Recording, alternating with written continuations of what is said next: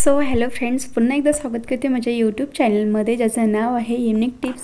चला तर आज काय युनिक टिप्स मी तुमच्यासाठी घेऊन आलेले आहे ते आज बघणार आहोत. चॅनलवर नवीन असेल तर प्लीज चॅनलला सबस्क्राईब करा, छान असे कमेंट करा. तर बऱ्याच वेळा आपण केसामध्ये मेहंदी लावतो, पण काय होते प्रत्येक वेळेस आपण मेहंदी लावल्याच्या नंतर एका महिन्यानंतर परत आपल्याला मेहंदी लावावी लागते.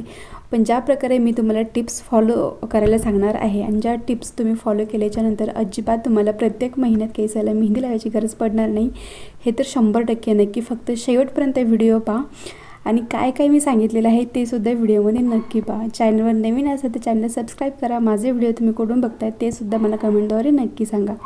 मी इथे घेतलेले आहे 2 बीट आणि व्यवस्थित आपल्याला त्याची साल काढून घ्यायची. तर हे बीट जे आहे ते आपल्याला मेहंदीमध्ये मिक्स करायचं आहे. कसं करायचं आहे ते मी तुम्हाला सांगणार आहे.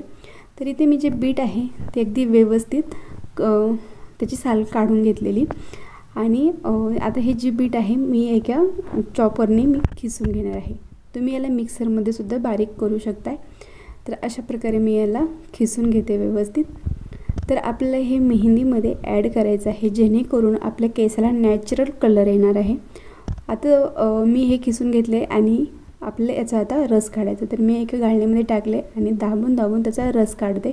तर मी याला कापडामध्ये टाकूनसुद्धा याचा व्यवस्थित रस काढू शकताय.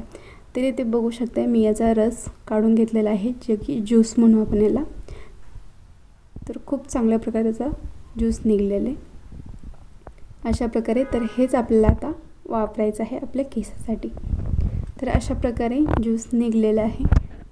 तर तुम्ही याला मिक्सरमध्ये फिरवूनसुद्धा याचा ज्यूस अजून वेगळ्या पद्धतीनं काढू शकताय किंवा डायरेक्ट कट करूनसुद्धा त्याला उकळून ते पाणी तुम्ही वापरू शकताय.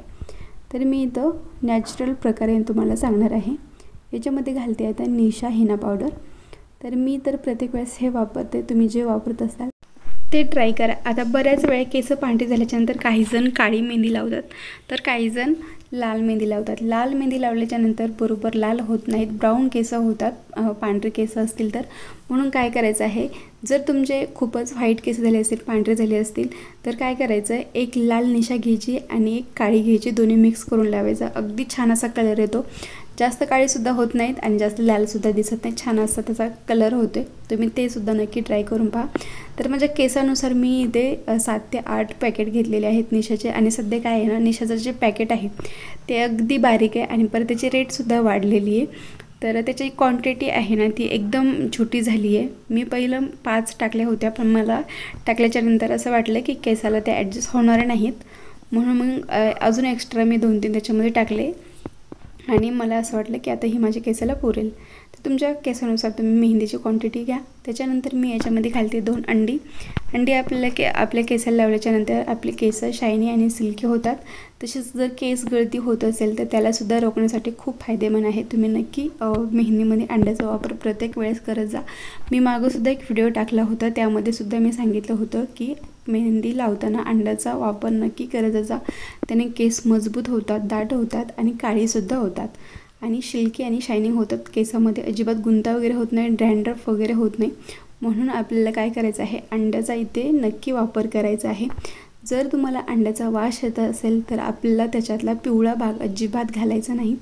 पिवळा भाग घातल्याच्यानंतर अंड्याचा खूप वास येतो, म्हणून जे पांढरं आहे तेच घालायचं आहे आपल्याला, पिवळा भाग अजिबात घालायचा नाही. नंतर छान प्रकारे त्याला मिक्स करून घ्यायचं आहे. अशा प्रकारे गाठी झाल्या नाहीत पाहिजे याची काळजी घ्यायची. नाहीतर तुम्ही हातानेसुद्धा त्याला छान असं मिक्स करू शकता. हाताने मिक्स केल्याच्यानंतर त्याच्यामध्ये ज्या गाठी आहेत त्या सहज आपल्याला फोडता येतात. तर आता मी इथे घेतलेलं आहे चहा पावडरचं पाणी. तर मी ते इथे घेतलेलं आहे, थोडंसं उकळून चहा पावडरचं पाणी घेतले आणि त्यानेच मी आता ही मेहंदी जी आहे ती मिक्स करणार आहे अशा प्रकारे.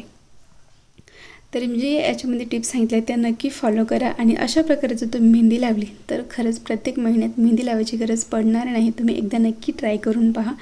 खूप चांगल्या प्रकारे केसाला कलर होतो आहे आणि ते सुद्धा नॅचरल प्रकारे. तर अशा प्रकारे मी प्रत्येक वेळेस मेहंदी लावायची म्हटलं अशीच भिजवते आणि अशाच प्रकारे लावते, जेणेकरून माझ्या केसाला कलर खूप चांगला येतो आणि छानही दिसतात, सिल्की शायनिंगसुद्धा राहतात अंड्यामुळे. तर अशा प्रकारे मी ही मेहंदी भिजवून घेतलेली छान अशा सर्व गाठी ज्या आहेत त्या फोडून घ्यायच्या आहेत आणि जर नाही फुटल्या तर थोडे वेळ काय करायचं आहे, साईडला ठेवून द्यायचं आहे आणि थोड्या वेळाने मिक्स करायचं. सगळ्या गाठी व्यवस्थित फुटायला लागतात. तर अशा प्रकारे तुम्ही मेहंदी एकदा नक्की भिजवून पहा. चला इथेच थांबते. Bye bye.